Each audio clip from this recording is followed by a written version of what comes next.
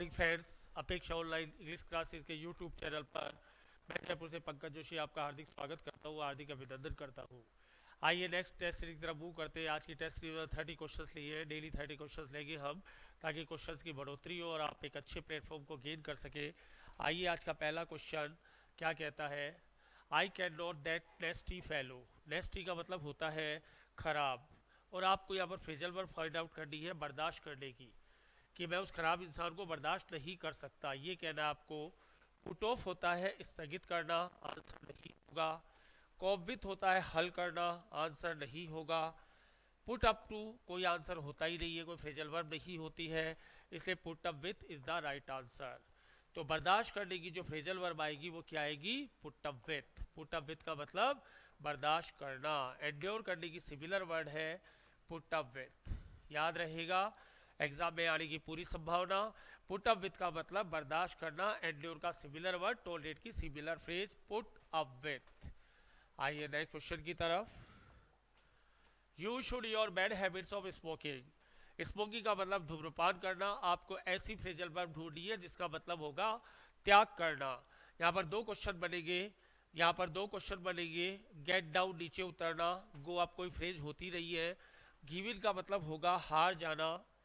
तो तीन option eliminate कर दिए, गेट डाउन कर दिया, गिव इन हार जाना कर दिया, गो अप कोई फ्रेजल वर्ब होती नहीं है, गिव अप का मतलब त्याग करना। और यहाँ पर दो क्वेश्चन पुटअप हो रहे हैं, गिव अप का मतलब त्याग करना, और गिव अप के बाद कोई वर्ड आया तो वो जिरंड फॉर्म में आएगा। Mind it, give up lying हो सकता है, गिव अप स्वेडलिंग हो सकता है, झूठ बोलना छोड़ना, त्यागना छोड़ना, स्मोकिंग करना, बूजी करना। क्वेश्चन दो तरीके से घूमेगा, फ्रेजल वर्ब पूछ सकता है या उसके बाद वर्ड पूछ सकता है, और शुड आपका मॉडल है जो राय देने के लिए काम में किया जाता है। तीन क्वेश्चन घुमा दिए हमने एक क्वेश्चन में, तो गिव अप का मतलब त्याग करना गिव अप कहलाएगा, और गिव अप के बाद अगला कोई वर्ड आया तो जिरंड फॉर्म में आएगा। The prisoner from his guards, बहुत अच्छा क्वेश्चन। अब एक कैदी था, उसको गार्ड ने चारों तरफ से पकड़ लिया। कल्पना कीजिए कैदी है, उसको गार्ड ने चारों तरफ से पकड़ लिया। अब वो छुड़ाने की कोशिश कर रहा है, तो छुड़ाने की कोशिश कर रहा है। उस छुड़ाने की कोशिश करने को क्या बोलेंगे। वो आपका एक प्रिजनर है ये वाला, ये को गार्ड ने पकड़ लिया चारों तरफ से, जैसे पकड़ लेते हैं। अब ये छुड़ाने की कोशिश कराएगी, मैं छोड़कर भागूं, फिजी लग में छोड़कर भागूं। तो यहाँ पर जो आपकी फ्रेजल वर्ब आएगी वो आएगी ब्रोक अवे। पिक्चराइज करना, ब्रोक अवे का मतलब छुड़ाने की कोशिश करना। कुछ लोगों ने गुंडे मवाली को पकड़ लिया है और वो छुड़ाकर भागने की कोशिश करता, पागल हो गया या कोई अपराधी हो गया, तो जैसे वो कोशिश करेगा वो कोशिश ब्रोक अवे कहलाएगी। ब्रोक अवे का मतलब यहाँ पर छुड़ाने की कोशिश करना। बाकी फ्रेजल वर्ब को डिस्कस नहीं करेंगे, ये माइंड में घूम जाती है। द थीफ विथ ऑर्नामेंट, पिछले वाली फ्रेज को और इस फ्रेज को आपस में मैं कनेक्ट करता हूँ। एक थीफ है, एक चोर है, ठीक है, वो आपकी चेन छुड़ाकर भाग गया, चेन को लिया आपकी और छुड़ाकर चला गया, ये थीफ है, और ये चेन लेकर भाग गया।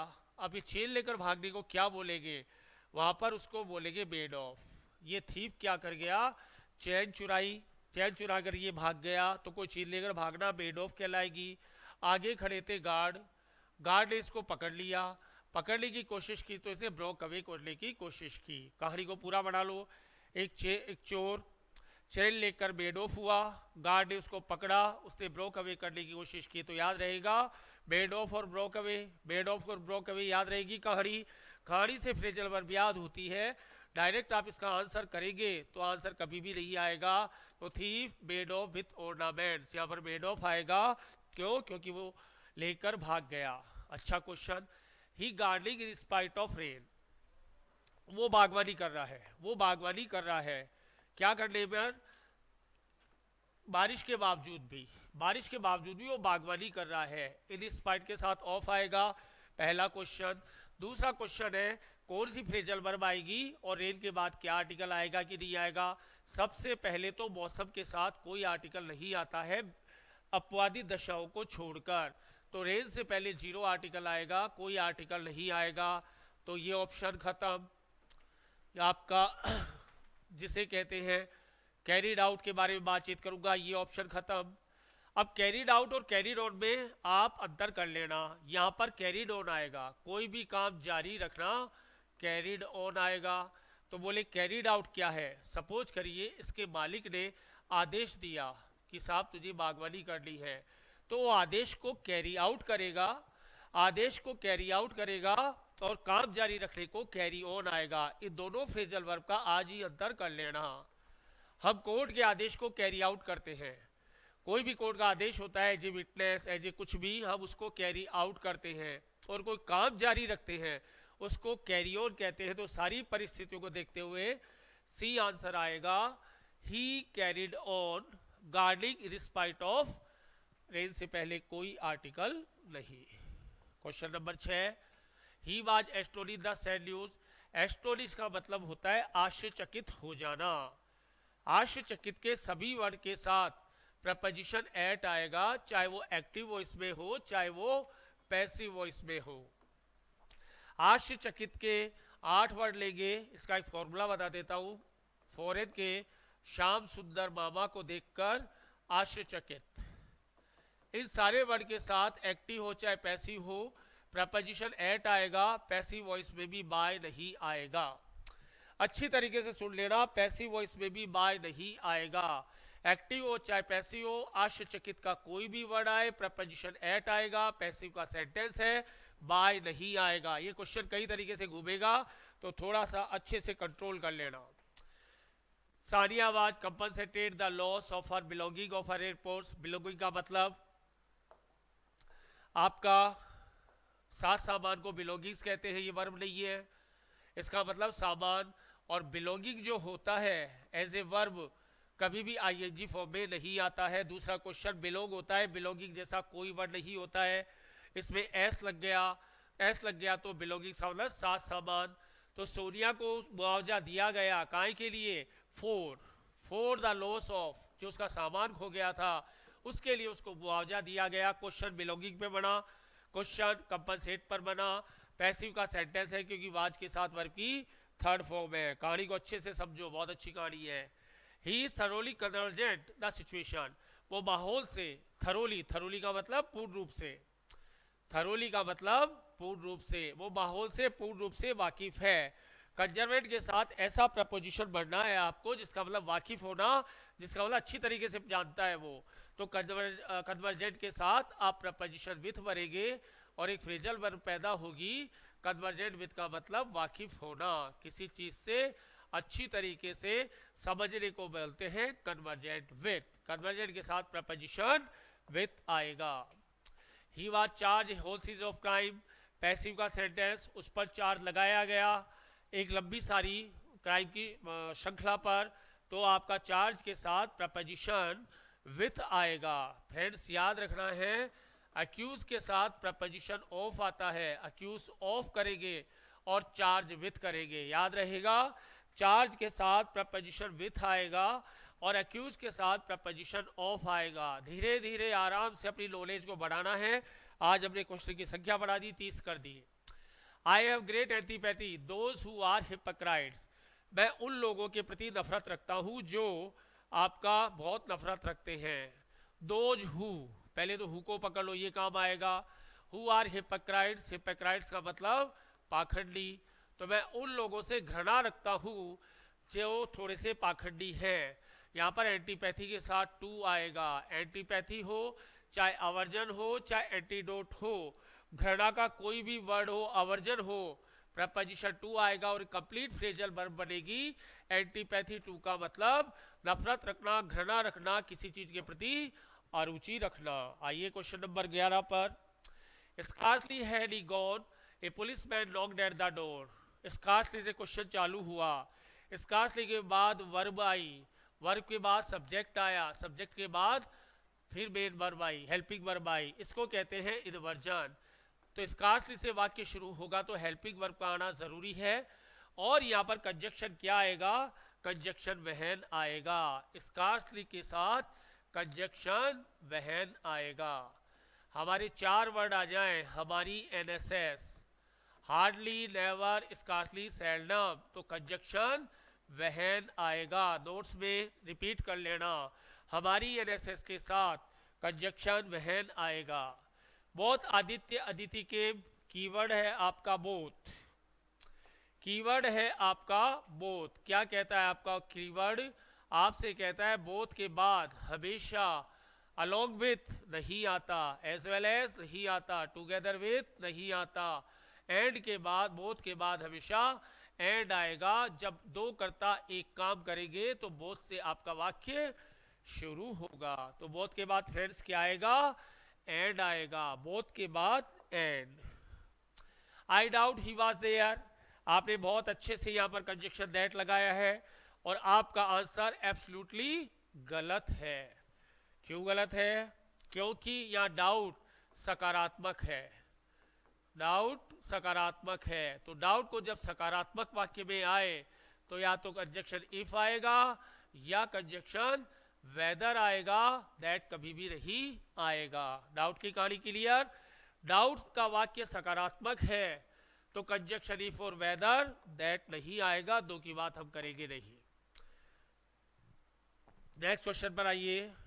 ही ले डाउन, वो ऐसे गिरा रहा, एज इफ कहानी जाती है एज इफ के बाद, कहानी जाती है एज इफ के बाद। क्या कहता है? एज इफ, ग्रामर लगाइए, एज इफ ही डेड, जैसे कि वो आपका मरा हुआ हो। एज ही इज डेड, ये आपने लगाया, गलत आंसर। एज इफ के बाद हमेशा वर आएगा, वर आएगा, वर आएगा, चाहे ही हो चाहे शी हो। एज इफ का मतलब होता है मानो कि, इसके पहले वाले सेंटेंस से कोई लेना देना नहीं।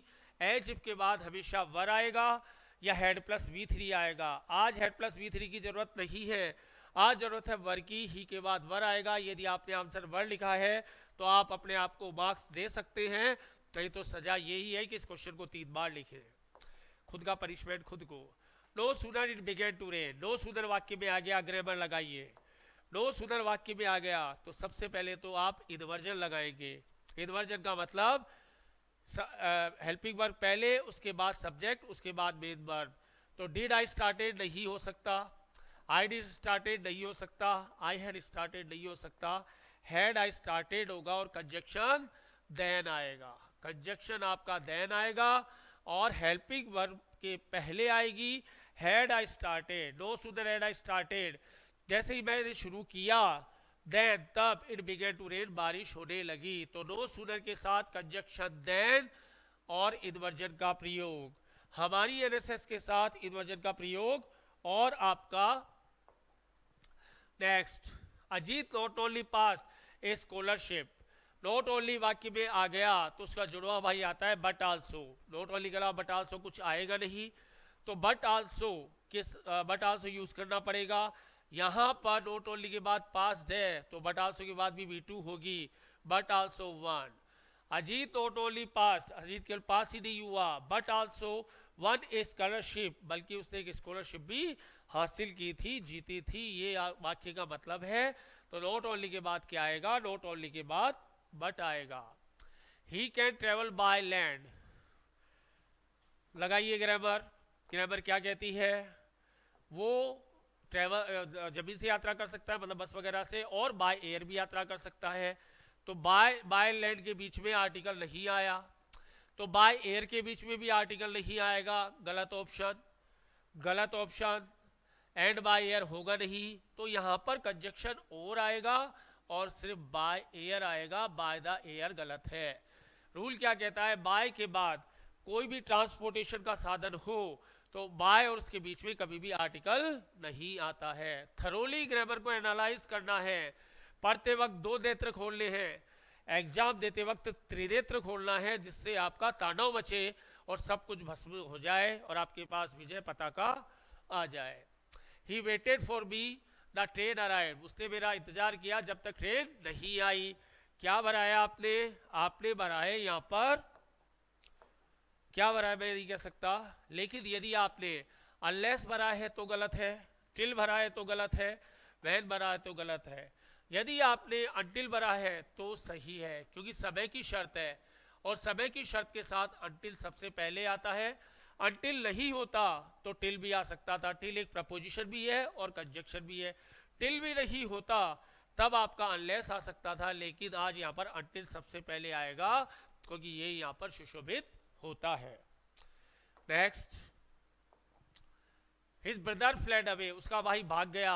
The snake should bite him, या भी यहाँ पर दे दिया, उसका भाई भाग गया वहां से, the snake should bite him, नहीं तो उसे सांप काट लेता। अब देखिए क्वेश्चन उल्टा घूमा है, यहाँ पर क्या दे दिया, शुड दे दिया, और आपसे उल्टा क्वेश्चन पूछा है। शुड और लेस्ट की जोड़ी होती है, याराना होता है, लेस्ट के बाद शुड आएगा और शुड से पहले लेस्ट आएगा, और कुछ नहीं देखना है। शुड आ गया, लेस्ट आ गया, शुड, कहानी खत्म। कहानी को डायनामिक अंदाज में करो, पेपर से भीख नहीं मांगनी है, मर्सी नहीं मांगनी है, दादागिरी करो पेपर पर। आई वॉज रीडिंग, मैं पढ़ रहा था, ही वॉज प्लेइंग, वो खेल रहा था। जब भूतकाल में दो वाक्य पास्ट कंटिन्यूअस में आए तो दोनों के बीच कंजक्शन वाइल आता है, जबकि आता है, यहाँ पर वहन नहीं आएगा। कल आपने वहन पर क्वेश्चन किया था, आज आप वाइल पर क्वेश्चन कर रहे हो। वाइल के साथ दोनों जो रूम आते हैं 6, और फिर वाइल आ गया, और फिर रूम नंबर 6। रूम नंबर 6 का मतलब past continuous plus past continuous. Clear? हाँ, एक या पास्ट इंडेफिनिट में होता तो हम वहन को उठा लेते। जितने क्वेश्चन करोगे उतना क्लियर, कोई ऐसा नहीं है। टू स्टेप वन फिंगर, इस तरह कहानी सुनो, जब कोई काम कर रहा है तो अपन ऐसे कहते हैं ये क्या कर रहा है, यानी अपन उसके काम को अपमान की दृष्टि से देख रहे हैं, ये वाला एक्शन क्या कर रहा है। स्टेप वन फिंगर ये एक्शन कहलाएगा। टीडियस लेक्चर है, बोरिंग लेक्चर है, हम उसको पसंद नहीं कर रहे, हम उसको टोक रहे हैं, कोई सीनियर आदमी या कोई भी आदमी हमारी इंसल्ट कर रहा है, वो स्टेप वन फिंगर कहलाएगा। आंसर सीधा जाएगा डी के पास, टू बिकम कंटेम्पचुअस। कंटेम्पचुअस का मतलब आप किसी का अपमान कर रहे हैं। स्टेप वन फिंगर को फिजिकल एक्सप्रेशन दीजिए देश। आंसर नंबर डी पर जाइए, टू बिकम कंटेम्पचुअस। एक्शन बहुत जल्दी लेना है, सोचने का टाइम नहीं है, सोचने का टाइम खत्म। टू सेव वन फेस, जैसे कई बार अपराधी गिरफ्तार हो जाते हैं, फिजिकल एक्शन, वो अपने चेहरे को छुपाते हैं, ये चेहरे को छुपाना सेव वन फेस कहलाएगा।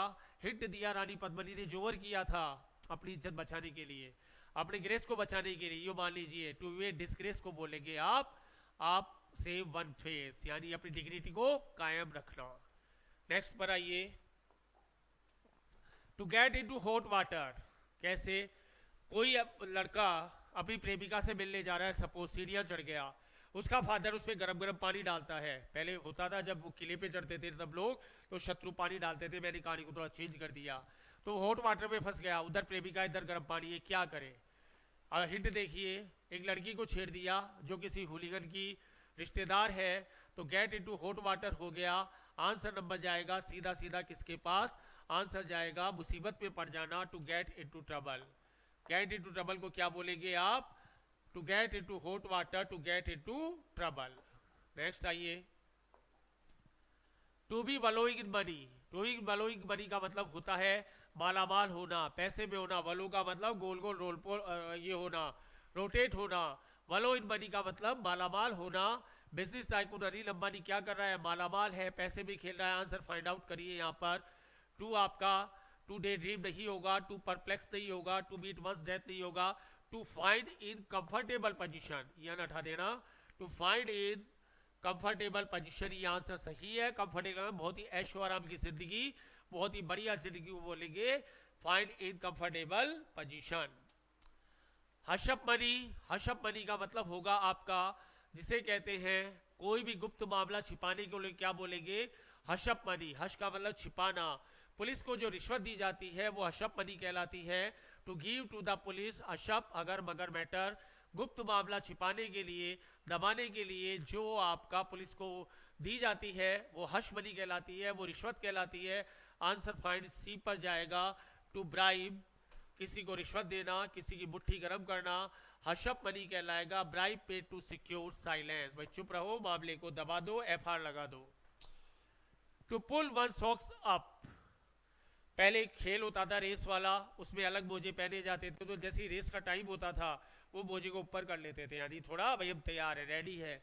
तो कमर कस के तैयार होना पुल वन सॉक्स अप कहलाएगा। हिंट दिया इलेक्शन के लिए, एग्जाम के लिए, कमर कस के तैयार होना, बिल्कुल तैयारी कर लेना जो आप लोग कर रहे हैं, वो आपका पुल अप वन सॉक्स कहलाएगा। आंसर जाएगा डी के पास, टू प्रिपेयर, गेट रेडी, कमर कस के तैयार होना, पुल वन सॉक्स अप कहलाएगा, यानी आप बिल्कुल तैयार हैं। ए टाल ऑर्डर, सीधा सीधा कह रहा है टाल यानी बड़ा, बड़े को बोलेंगे टाल। ऑर्डर का मतलब डिमांड, दहेज की साहब इतनी मांगे, इतना पैसा मांग रहे हैं, नहीं दे सकते, वो टाल ऑर्डर कहलाएगा। टाल ऑर्डर का मतलब बड़ी डिमांड, लालची लोग क्या करते हैं, हैप्टी डॉरी मांगते हैं, बड़ा दहेज मांगते हैं, 1 करोड़ लगाओ 2 करोड़ लगाओ, ये क्या है, टाल ऑर्डर। आंसर सीधा क्रॉस करता हुआ जाएगा डी के पास, ए बिग डिमांड क्या कहलाएगा, टाल ऑर्डर। टाल ऑर्डर यानी लंबी चौड़ी मांग। नेक्स्ट पर आइए, to blow hot and cold, इसकी कहानी बहुत जोरदार है। एक कहानी है, एक मिथ है, एक लीजेंड है कि एक जादूगर क्या करता था, किसी को फूंक मारता था तो हाथ तो गर्म हो जाते थे, भोजन ठंडा हो जाता था।